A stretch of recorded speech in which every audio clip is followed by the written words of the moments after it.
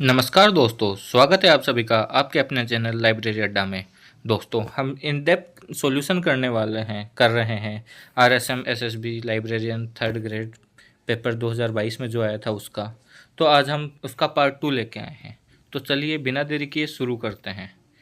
In a classification scheme devices are utilized to, एक वर्गीकरण पद्धति में विधियों का उपयोग किया जाता है। किस लिए किया जाता है? Increase the capacity of notation, अंकन की क्षमता में वृद्धि के लिए। Decrease the capacity of notation, अंकन की क्षमता में कमी के लिए। एक्सप्रेस द बेसिक क्लास, मूल वर्ग को व्यक्त करने के लिए। असाइन नोटेशन, अंकन निरूपित करने के लिए। दोस्तों, मैं तुम्हें एक चीज़ और बताना चाहूँगा इसके साथ ही कि एक स्टेटमेंट है H.E. ब्लिस का कि अंकन है जो नोटेशन है ये किसी भी क्लासिफिकेशन को बना नहीं सकता लेकिन बिगाड़ ज़रूर सकता है। इसका मतलब ये हुआ कि ये बहुत ही इम्पोर्टेंट है, इसका यूज़ बहुत ही ज़्यादा इम्पोर्टेंट है किसी भी क्लासिफिकेशन के लिए। इसका मतलब क्या हुआ? ये कोई डिवाइसेज हैं, इसमें डिवाइसेज का भी यूज़ किया जाता है क्लासिफिकेशन में। तो इसका मतलब क्या हुआ? अलग अलग विधियों का। तो क्या होगा इसका answer? A, increase the capacity of notation. ठीक है, क्योंकि नोटेशन की कैपेसिटी बढ़ाएगा तो क्लासिफिकेशन की कैपेसिटी बढ़ेगी। तो विधियाँ अच्छी होंगी तभी तो क्लासिफिकेशन चलेगा हमारा। समझ गए? इसलिए इसका आंसर ए होगा। चलिए चलते हैं हम नेक्स्ट क्वेश्चन की ओर। In reference of mode of subject formation, the specific studies areas which are related to same and identical subjects are categorized as। विषय निर्माण विधि के संदर्भ में समान एवं तथा सदृश विषय से संबंधित विशिष्ट अध्ययन क्षेत्र वर्गीकृत किए जाते हैं। कौन से में किया जाता है? फ्यूजन यानी विलयन, क्लस्टर यानी समूहन, डिस्टिलेशन यानी आसवन और लेमिनेशन यानी पटलीकरण। तो इसमें कौन सा होना चाहिए आंसर? सोचिए आप। इसका आंसर होगा, देखिए इसके अंदर वापस से पढ़िए एक बार क्वेश्चन को। In reference of mode of formation of subject, यानी mode of formation of subject से है ये question. The specific studies areas which are related to same and identical subjects are, same होने चाहिए और आइडेंटिकल यानी विशिष्ट सब्जेक्ट से रिलेटेड हो, विषय से रिलेटेड हो, तो वो कौन से अंदर आएंगे? वो आएंगे क्लस्टर के अंदर। ठीक है, इसके बाद में हम आगे चलते हैं। What is the correct sequence of following according to their disease coverage, यानी निम्नलिखित का उनके घटते कवरेज क्षेत्र के अनुसार सही क्रम क्या है? तो इसको देखिएगा। प्रिंसिपल, कैनन लॉ, सिद्धांत, उपसूत्र और नियम। कैनन लॉ, प्रिंसिपल, उपसूत्र, नियम, सिद्धांत। तीसरा ऑप्शन है आपका लॉ, कैनन, प्रिंसिपल यानी नियम, उपसूत्र, सिद्धांत। चौथा ऑप्शन है लॉ, प्रिंसिपल, कैनन यानी नियम, सिद्धांत, उपसूत्र। तो इसका आंसर क्या होगा दोस्तों? देखिए मैं पहले बताता हूँ। सिद्धांत तो वो होते हैं जो शाश्वत सत्य होते हैं, और उसके पहले जो लॉ आते हैं, जैसे न्यूटन के लॉ आए हैं, न्यूटन का पहला नियम, दूसरा नियम, तीसरा नियम, ये आपने छठी, सातवीं, आठवीं, 10वीं क्लास तक पढ़ा होगा आपने। न्यूटन के गति के नियम पढ़े होंगे आपने, फोर्स के नियम पढ़े होंगे, लॉज ऑफ फोर्स ऑफ नियम, फोर्स ऑफ न्यूटन। ठीक है, तो इसको याद करने का तरीका क्या है इनके कवरेज के हिसाब से? तो मैं क्या बता रहा हूँ आपको, LPC, ये याद हो जाए तो ठीक है, नहीं लिखो लेट्स प्ले क्रिकेट।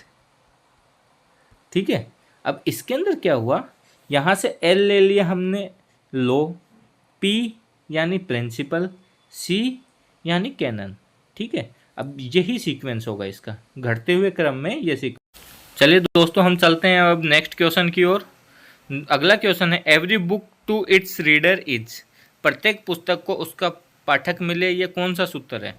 तो ये सूत्र है आपका दोस्तों, बिना टाइम वेस्ट करे मैं बता देता हूँ आपको, ये तीसरा नियम होगा। पहला नियम है बुक्स आर फॉर यूज, दूसरा नियम है एवरी रीडर इट्स बुक, तीसरा नियम है every book to its reader, चौथा नियम है फोर्थ क्या, save the time of reader, और फिफ्थ नियम है library is a growing organism. तो इसका आंसर होगा थर्ड। इसके आगे चले, canon of short heading takes care of, canon of short heading ख्याल रखता है किस चीज़ का? अप्रोचेस टू यूजर यानी उपयोगकर्ताओं के दृष्टिकोण का, अरेंजमेंट ऑफ एंट्रीज यानी प्रविष्टियों के व्यवस्थापन का, परमानेंस ऑफ हेडिंग्स शीर्षकों का स्थायित्व है, या फिर consistency in preparation of entries प्रविष्टियों की तैयारी में निरंतरता। तो इसका आंसर होगा दोस्तों ए। शॉर्ट हेडिंग का मतलब हुआ कि जो किस हिसाब से यूज़र आके आपसे किस तरह से कोई बुक को मांग सकता है, तो वो कैसे रिलेटेड होगा। तो ये कैनन ऑफ शॉर्ट हेडिंग किसके लिए होगा, अप्रोचेस टू यूज़र होगा। तो इसका आंसर हुआ ए। चलिए नेक्स्ट क्वेश्चन की ओर चलते हैं। Which of the following entries are not included in the alphabetical part of CCC यानी क्लासिफाइड कैटलॉग कोड। CCC कब दिया था और किसने दिया, तो 1934 में इसका फर्स्ट एडिशन आया था। किसने दिया था, डॉक्टर SR रंगनाथन साहब ने दिया था। ठीक है, चलिए चलते हैं हम अब नेक्स्ट। हाँ, इसका आंसर तो बता दूं मैं आपको।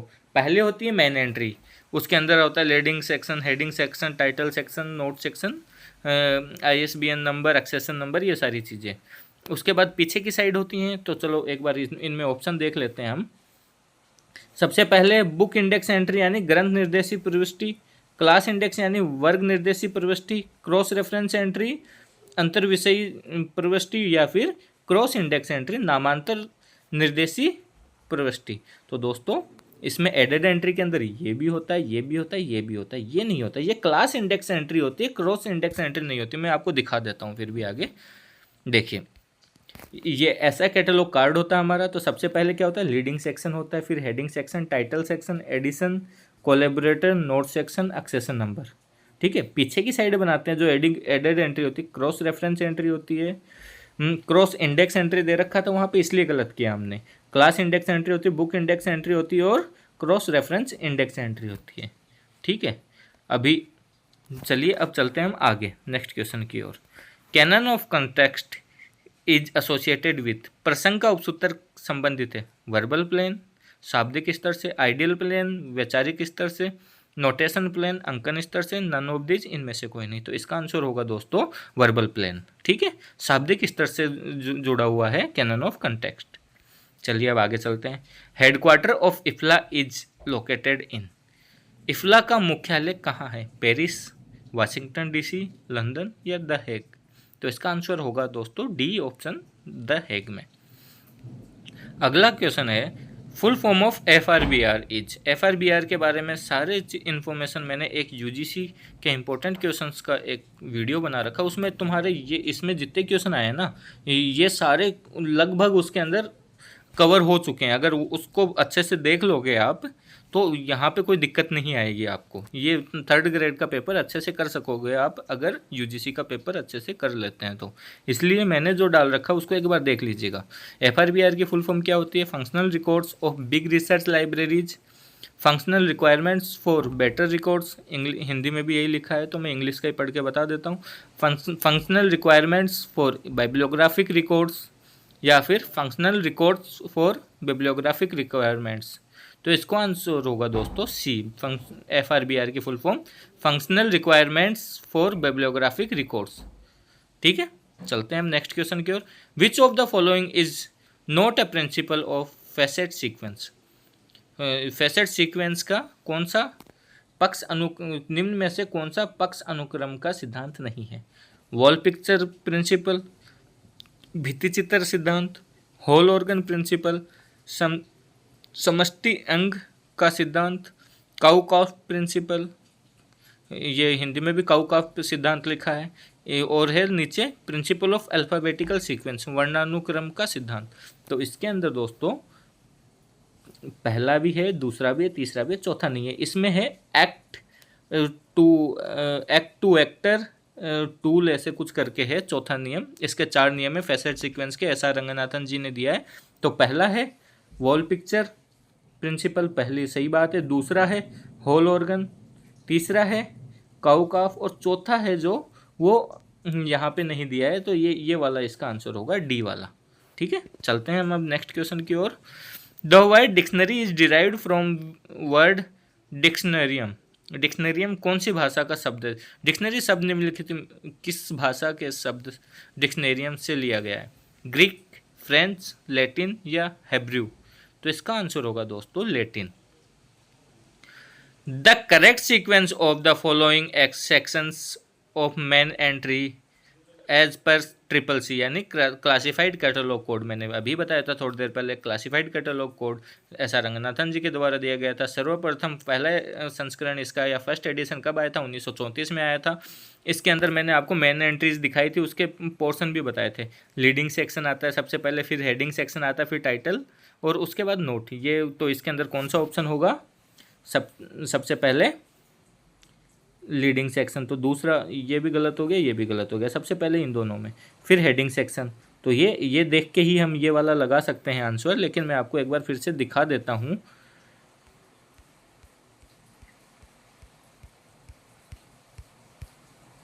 देखिए यहाँ पे सबसे पहले लीडिंग सेक्शन, फिर हेडिंग, फिर टाइटल, एडिशन, कोलैबोरेटर, फिर नोट और फिर एक्सेशन नंबर। ठीक है, तो चलते हैं वापस से हम हमारे क्वेश्चन की तरफ। तो इसका आंसर हमें पता चल ही गया है, इसका आंसर डी होगा। चलिए अब चलते हैं नेक्स्ट क्वेश्चन की ओर। In the mode of formation of subject fission is, विषय निर्माण विधि में विखंडन देता है, क्या देता है? कैनोनिकल सब्जेक्ट यानी प्रमाणिक विषय, कोऑर्डिनेट सब्जेक्ट यानी समन्वय विषय, बेसिक सब्जेक्ट यानी मूल विषय, या फिर सबऑर्डिनेट सब्जेक्ट यानी अधीनस्थ विषय। तो जैसे कैनोनिक फिजन होता है, फिजन से क्या होता है? विघटन होता है, मतलब टूट के बनता है। तो इसमें क्या होगा? बेसिक सब्जेक्ट देगा ये। तो इसका मतलब कौन सा हुआ? डी, ये सी होगा, सॉरी, बेसिक सब्जेक्ट। ठीक है। Who has been credited for the creation of development of the UNIMARC? UNIMARC के निर्माण विकास का श्रेय किसको जाता है? आईएलए की फुल फॉर्म में इंडियन लाइब्रेरी एसोसिएशन, फिर यूनेस्को को जाता है, इफ्ला को जाता है, या एफआईडी को जाता है? देखिए आईएलए को पता ही है आपको। एफआईडी किसको बनाया था इनने? यूडीसी को 1895 में ऐसे कुछ बनाया था, और इसकी स्थापना हुई थी, फिर पब्लिश बाद में हुई थी यूडीसी, लेकिन ये इसको बनाया था। ये 1927 में बना था इफ्ला, और इफ्ला ने ही किसको बनाया? यूनिमार्क।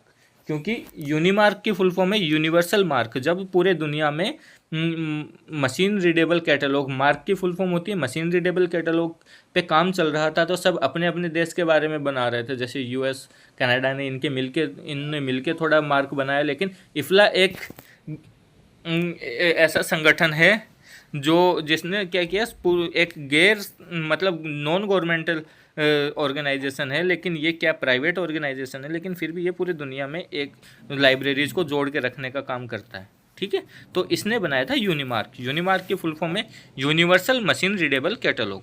ठीक है, चलते हैं हम आगे। इसने बनाया था कब? 1977 में। Oceanography counts in which of the following mode of formation of subject? Loose assemblage, distillation, fusion और क्लस्टर। तो इसका आंसर होगा cluster. Mode of formation of subject अच्छे से पढ़ने हैं आपको, और कॉलन क्लासिफिकेशन के रिगार्डिंग जो भी डिवाइसेज हैं या फिर कैनन से, इनको पढ़ना है अच्छे से। मैं इनके बारे में वीडियो बनाऊंगा आज या कल में, तो आप उसको अच्छे से देखना और याद कर लेना या समझ लेना, नोट्स बना लेना, आपका काम हो जाएगा। लेकिन वीडियो पूरा देखना स्टार्टिंग से लेके लास्ट तक, और एक बार यूं ही देख लेना चाहिए, लेकिन नोट्स ज़रूर बनाना। नोट्स बनाए बिना क्विक रिवीजन के लिए फिर वापस से आपको वीडियो देखना पड़ेगा। हाँ, मैं ट्रिक बताऊंगा कैसे याद करना, ये भी बताऊंगा, लेकिन फिर भी आपको एक कॉपी में लिख लोगे तो दोबारा से टाइम खराब करने की ज़रूरत नहीं पड़ेगी। Identify the mode of formation of subject. Agriculture of corn विषय निर्माण विधि की पहचान कीजिए। एग्रीकल्चर ऑफ कॉर्न आपके पास सब्जेक्ट है, तो इसका मतलब कौन सा विषय होगा? इसमें फ्यूजन विलयन होगा, डाइसेक्शन विच्छेदन होगा, लेमिनेशन पटलीकरण होगा, या डेन्यूटेशन अनाच्छादन होगा? तो इसमें लेमिनेशन होगा। ठीक है, mode of formation of subject पढ़ना है, मैं वीडियो दे दूंगा आपको उसको एक बार दो बार रिवाइज करना पड़ेगा, हो जाएगा। शॉर्ट वीडियो बनाऊंगा मैं, ज़्यादा लंबे नहीं बनाऊंगा, छोटे छोटे टॉपिक के ऊपर वीडियो बना के मैं डालूंगा, क्योंकि पीपीटी बनाने में भी थोड़ा टाइम लगता है। तो मैं हैंड रिटन नोट्स लिख के बना दूं क्या आपको? अगर आपको सही लगता है तो आप कमेंट में लिख दीजिए कि सर आप हैंड रिटन नोट्स भी दे देंगे तो हमारा काम चल जाएगा, पीपीटी की ज़रूरत नहीं है, तो मेरे को भी थोड़ा सा आसानी होगी और आपको भी कंटेंट जल्दी मिल जाएगा। तो जैसा आपको सही लगे, और आपको अगर लगेगा कि पीपीटी ही चाहिए तो ठीक है, मैं पीपीटी तैयार कर लूँगा, कोई इश्यू नहीं है। तो अब who introduce the concept of knowledge industry. ज्ञान उद्योग की अवधारणा के प्रतिपादक कौन है? Fritz Machlup, Allan Foster, David King या ओ हेल्मर? इसका आंसर होगा फ्रिट्ज मैचलब। नॉलेज देखो, इंफॉर्मेशन सोसाइटी, इंफॉर्मेशन ट्रांसफ़र, दोनों का कल हमने देखा था, एक ही पेपर में आ गए। अब नॉलेज इंडस्ट्री का भी आ गया इसके अंदर। देखो तीसरा क्वेश्चन आ गया है एक जैसा कि टर्म किसने दी है। अब retro conversion of bibliographic record means, ग्रंथ सूची अभिलेखों के रेट्रो रूपांतरण का तात्पर्य है creating a computerised database of all books that exist in a library. पुस्तकालय में मौजूद सभी पुस्तकों के कंप्यूटरीकृत डेटाबेस का निर्माण।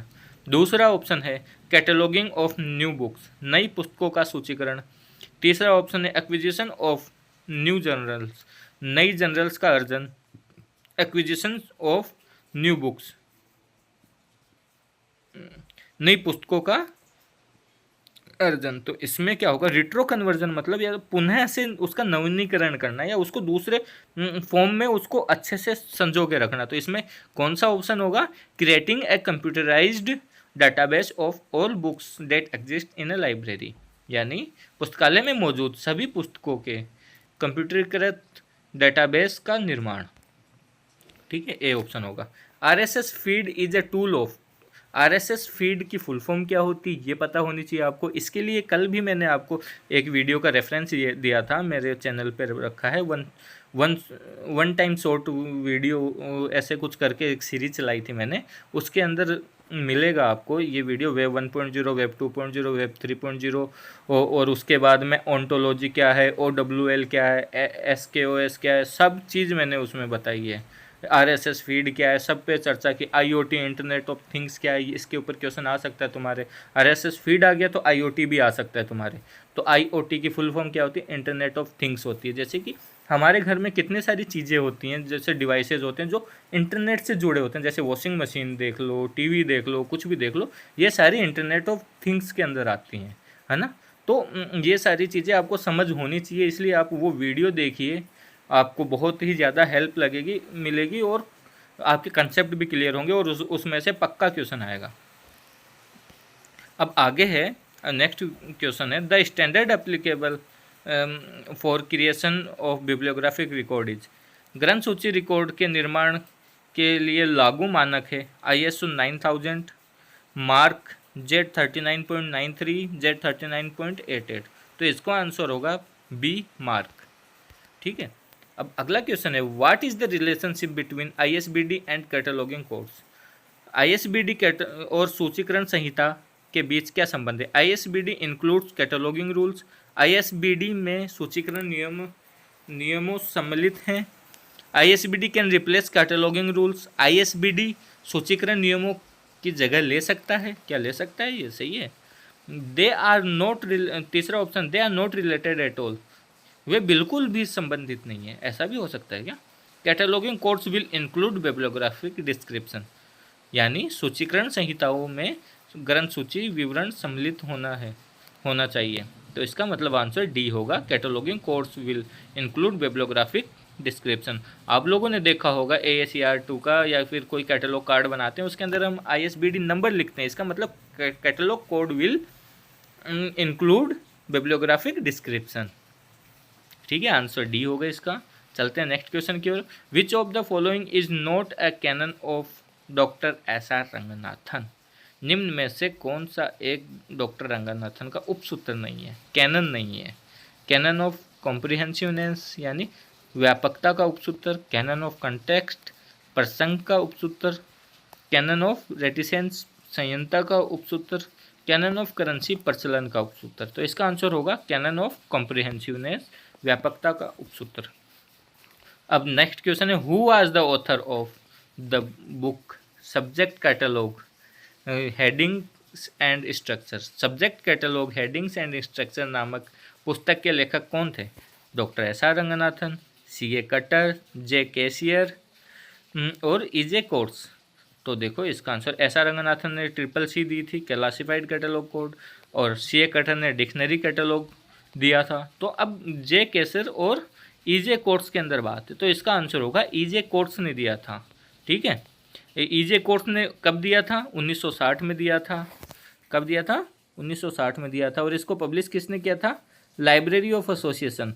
लाइब्रेरी एसोसिएशन किसकी थी? लंदन में, यूके की थी लाइब्रेरी एसोसिएशन। ठीक है, तो इस बुक को लिखने वाले थे ईजे कोर्स। 1960 में लाइब्रेरी एसोसिएशन ने इसको पब्लिश किया था। चलते हैं हम अगले क्वेश्चन की ओर। Common communication format was first published इन।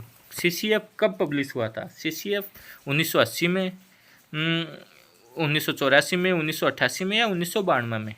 तो दोस्तों यूसीसीएफ का फर्स्ट एडिशन आया था 1984 में। इसके रिगार्डिंग जितने भी क्वेश्चन बनते हैं, मैंने एक वीडियो बना रखा है, उसके अंदर सारे क्वेश्चंस, पॉसिबल क्वेश्चंस को मैंने कवर कर रखा है। एक बार उस वीडियो को देखना, नोट्स बनाना, अच्छे से नोट्स बनाना, समझ आएगा और उसके बाहर सीसीएफ के रिगार्डिंग कोई भी क्वेश्चन बाहर नहीं जाएगा। ठीक है, ये ऐसा थंबनेल है उसका और ये कैप्शन है, तो टाइटल है, आप देख सकते हैं। आज के क्लास के 25 क्वेश्चन हो गए हैं हमारे, तो 50 क्वेश्चन कर लिए हमने। अब अगले एक वीडियो में ही पूरे 50 क्वेश्चन करेंगे। तब तक के लिए आप पढ़ते रहिए, रिवाइज करते रहिए। धन्यवाद। मैं छोटे छोटे वीडियोस बनाऊंगा और एक वीडियो लाने वाला हूं जिसके अंदर अभी मैं बताऊंगा, जैसे कि अभी मैंने बताया आपको पढ़ने के लिए, कैनन्स पढ़ लो सारे, और नॉर्मेटिव प्रिंसिपल ऑफ क्लासिफिकेशन पढ़ लेना, या फिर नोट्स बना लेना, या मैं बना दूंगा। मेरे को बता दीजिएगा कमेंट करके कि किस टॉपिक पे चाहिए या क्या चाहिए आपको। सीआईपी पढ़ लेना, आईएनबी पढ़ लेना, ये सारी चीज़ें मैं आपको वीडियो डालने वाला हूँ। लेकिन तब तक आप रिवाइज करना चाहें तो करते रहिए और हंसते रहिए, मुस्कुराते रहिए। जय हिंद, जय भारत।